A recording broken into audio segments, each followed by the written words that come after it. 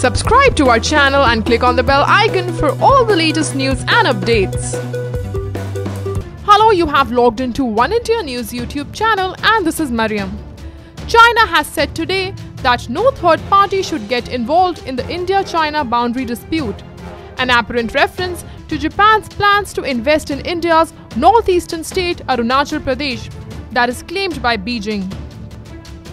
The Chinese Foreign Ministry was reacting to a host of issues touched upon by the India-Japan joint statement of Thursday, which ranged from freedom of navigation in the South China Sea to concerns over China's Belt and Road Initiative. The joint declaration, after a meeting between Indian Prime Minister Narendra Modi and his Japanese counterpart Shinzo Abe, also spoke about setting up an India-Japan Act East Forum for the facilitation of Japanese investment in India's northeast.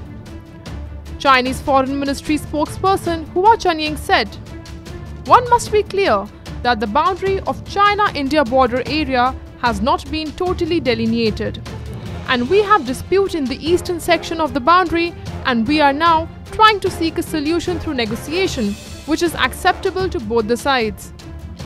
Hua Chunying added, "We hope India and various parties would respect such aspects and third parties should not be involved in our efforts to resolve our dispute."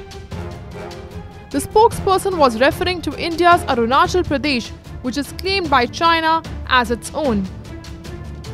India and Japan also said in the statement that they were for freedom of navigation in Indo-Pacific regions, which includes the South China Sea as well. China pointed out that India and Japan have nothing to do with the disputed South China Sea, as they do not have any stakes in the region.